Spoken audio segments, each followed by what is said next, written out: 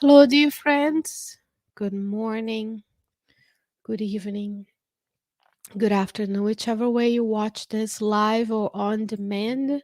Welcome. We are here to study another chapter of the book Green Light by the Spirit André Luiz through the mediumship of Francisco Cândido Xavier. And today's chapter is titled by André Luiz Experience in the Home. The last chapter was about couples getting together. The next one will be talking about difficult relatives. Either we are the ones who are difficult or we may have some who are difficult. But today we're going to talk about the experience in the home. We are blessed to return to the physical life in a home. We grow up, then we make our homes with others. We choose a partner, and then we decide to have a family. So there are ways that can make this interaction more pleasant, more rewarding, and a matter of more and more understanding towards one another, and of course of growth, because you and I are here after all to grow in this lifetime, correct? Let's make sure the sound is okay and I can hear you guys and you can hear me. So let's start. André Luiz tells us order, work, charity, benevolence, and comprehension begin in the home. So, how is your home in terms of work, order, charity, benevolence, and comprehension? Jesus, in the book Just in the Home by Neil Lucio, Neil Lucio brings to us that Jesus tells us the home is the school of the souls. In the first chapters of the book, Jesus in the Home. Here, André Luiz is reminding us order, charity, benevolence, and comprehension, and work. So we need to work, keep the house in good order. We need to be organized, be understanding towards one another. How is your home in relation to those items? Because we want to read, we want to study, but we also want to bring it to our own lives, right? We want to make sure that whatever we do, we apply the teachings to our lives, of course. It says, our relatives provide us with a means of getting closer to those we care about, but it's never captivity. So when we are together with our family members, our parents, our relatives, this is a means, as a field of getting closer. Let's think about this. When we become a superior spirit one day, we will be closer and loving towards many, many more people than today. So we start in the home with those who have made it possible for us to experience this lifetime on the earth, and those who we are given the opportunity to return to the physical life. And he says, let us learn to listen without interrupting those who speak when we are at home, so that we can listen with safety the lessons of life. It's very common today that we are not mindful and present in our conversations. We're always interrupting. We can hear the sounds, but we are not listening to the words. So, how are you in your interaction with your family members? Do we really listen, clearly listen without interrupting, allowing the person to finish their thought completely before we jump into a conclusion and we think about a response? So the home is a place to practice, because when you go out in the world, the things you've done in the home are the things you're going to replicate out in the world for sure, right? All right, this now is about the dwelling itself. Home is a place of rest and recovery, never a collection of furniture and decorations, although one can and should decorate as much as possible with distinction and good taste. So, are we accumulating things and furniture and items to show off? Are we unable to let go of some things that served us in the past and now do not serve us anymore?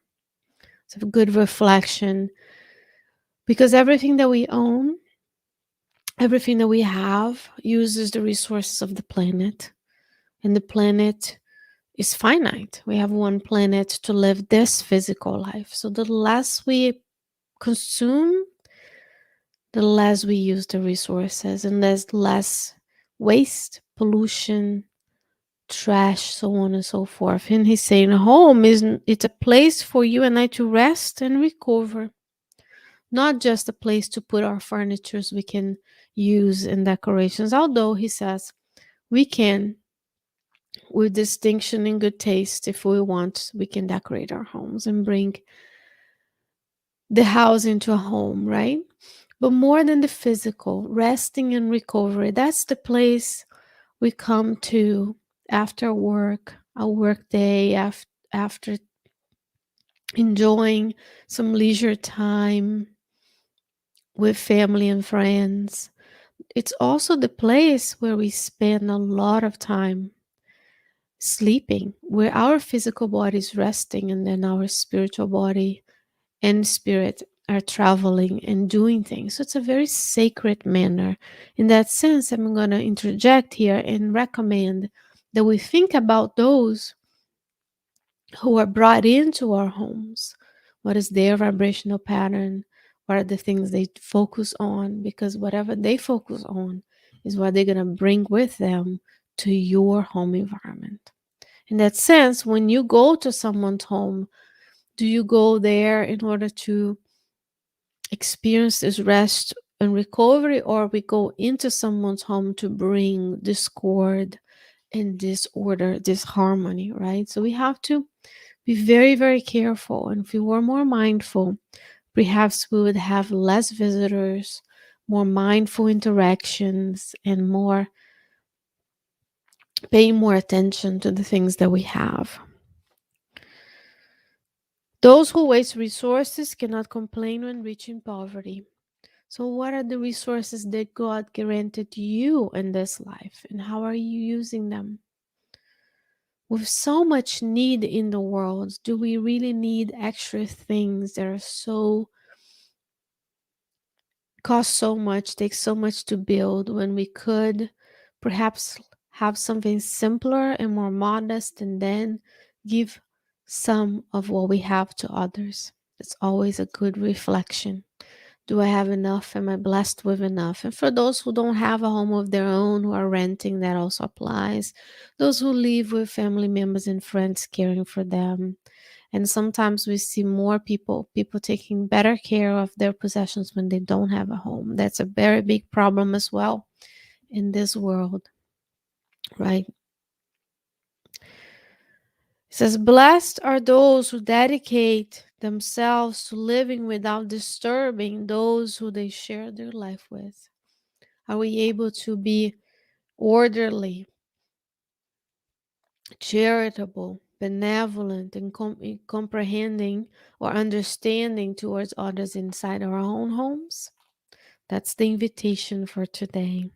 So avoid making dangerous jokes that often lead to disaster or even premature deaths. We need to be very mindful of the activities we engage in, the level of risk, just because we want excitement and that rush of adrenaline, because sometimes can lead to disasters and even premature deaths, injury, right? Medical emergencies.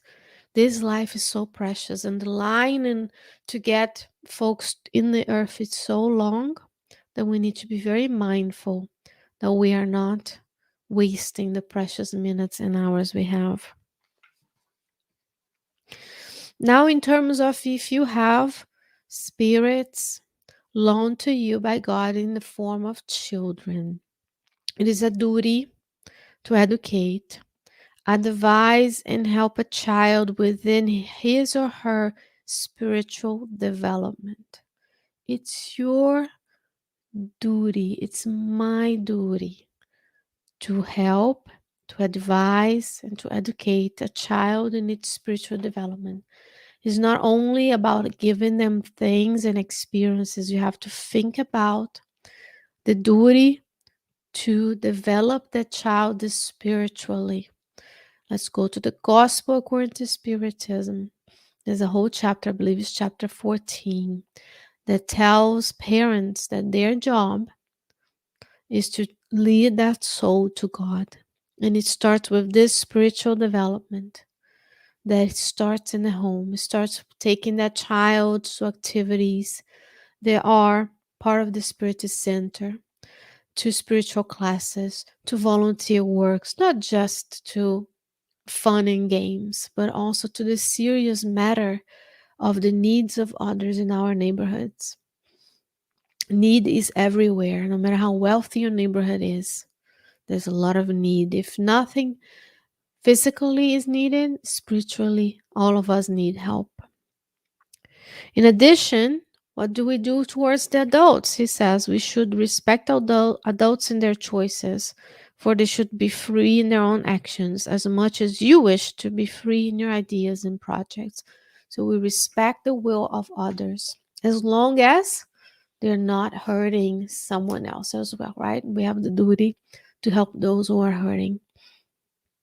If you are, that's a warning now, a little tug in the ear by Andrea Luiz. He says, if you're not able to tolerate, understand, bless, or be useful to some people in the home, would you be able to fulfill high ideals and commitments in the daily field of life? We have a few people who live with us, 1, 2, 3, 10, depending on your family dynamics. If we are not able to tolerate, understand, and bless them, again, it goes back to the first order, work, charity, benevolence, and comprehension begin in the home. How are we expecting ourselves to be the same, tolerant, understanding, and useful to those outside our home? The home is really the laboratory where you practice those skills and then you go out in the world. So think about it. How are you doing in terms of tolerance, understanding, work, benevolence, and charity towards those who live in your house? Whatever your family configuration is. Those whose God has granted us this lifetime to be together, whose reincarnatory plans have matched and we make the decisions and we will to be together. And then we also have many instances where our relatives are part of our expiatory plan, our learning plan. A lot of trials can come from the family. However, Andrea Luiz just gave us a little wisdom on how to go about living with them in our homes for our own growth towards becoming that superior spirit that you are destined to be. To go together with this book, I'm going to encourage you to go to the book For in Life. There is a few chapters about the cradle to children, family that complement the teachings of Andrea Luiz in this book, so that we can, the more we know, the more we can be of service to those who are in the home with us. Dear friends, thank you so very much for being together today. With God's blessing and permission, we'll be together again another time with another chapter of the book Green Light. Thank you for joining me. Make sure you share, like, subscribe, watch the playlists over and over until we can learn the lesson. Share the good news of the Christ so others can benefit from it as well. May the light of the Christ be with you today and always. Thank you. Bye bye.